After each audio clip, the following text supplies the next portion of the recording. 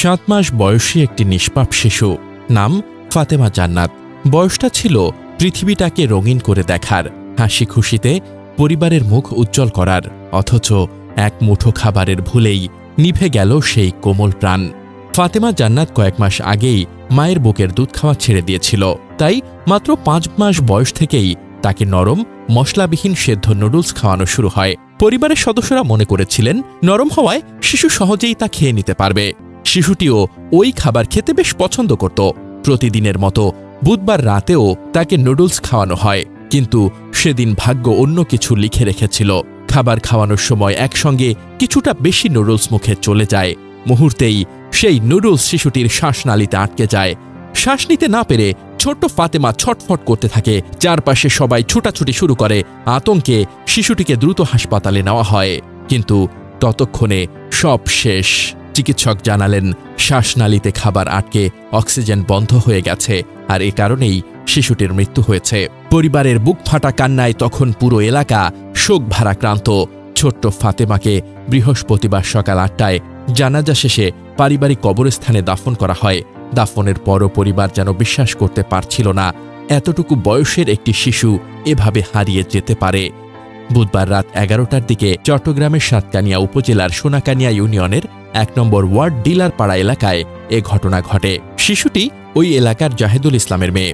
সাতকানিয়া উপজেলা স্বাস্থ্য কমপ্লেক্সের স্বাস্থ্য কর্মকর্তা ডাক্তার মোহাম্মদ জসিমউদ্দিন বলেন, শিশুর শ্বাসনালীতে খাবার বা অন্য কোনো বস্তু আটকে গেলে তাৎক্ষণিকভাবে শিশুকে মাথা নিচু করে উল্টো করে ধরতে হবে। এরপর হালকা করে পেট চেপে ধরে পিঠ চাপড়াতে হবে। সাধারণত এতে খাবার বের হয়ে আসে, তবে 10 মিনিটের মধ্যে যদি তা বের না হয় শিশুর জীবন ঝুঁকির মুখে পড়ে। অন্যদিকে বিশেষজ্ঞরা বলেন, 1 বছরের নিচের শিশুদের জন্য কঠিন বা লম্বাটে খাবার যেমন নুডলস, আঙুর, বাদাম, পপকর্ন, গাজরের টুকরা বা শক্ত বিস্কুট কখনোই দেওয়া উচিত নয়, কারণ শিশু এখনও সঠিকভাবে খাবার চিবাতে শেখেনি, আর গিলতে গিয়ে সহজেই শ্বাসনালীতে আটকে যেতে পারে। সতর্কবার্তা ও করণীয়: 1 বছরের নিচের শিশুদের মায়ের দুধ ছাড়া অন্য কোনো শক্ত খাবার না দেওয়াই উত্তম। প্রয়োজনে ডাক্তার বা পুষ্টিবিদের পরামর্শে খাবার দিতে হবে। শিশুকে খাওয়ানোর সময় কখনোই তাকে একা রাখা যাবে না।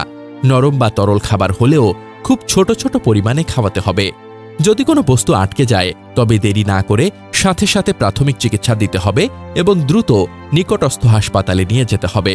শিশুদের খাবার নির্বাচনে অভিভাবকদের সচেতন হতে হবে। মুখে সহজে আটকে যেতে পারে এমন খাবার এড়িয়ে চলতে হবে। তবে 1 বছরের নিচের শিশুদের খাবার আটকে গেলে শিশুকে মাথা নিচু করে উল্টে ধরুন, অর্থাৎ পা উপরে, মাথা নিচে থাকবে। শিশুর 2 কাঁধের মাঝামাঝি জায়গায় হাতের তালু দিয়ে 5 বার হালকা চাপড় দিন। পিঠ চাপড়ানো ও বুক চাপ দেওয়ার এই প্রক্রিয়া বারবার করতে থাকুন যতক্ষণ না খাবার বের হয়। যেটা করা যাবে না, আতঙ্কে আঙুল ঢুকিয়ে খাবার বের করতে গেলে আরও ভেতরে ঢুকে যেতে পারে। দেরি করা যাবে না। যদি 10 মিনিটের মধ্যে সমাধান না হয় দ্রুত নিকটস্থ হাসপাতালে নিতে হবে।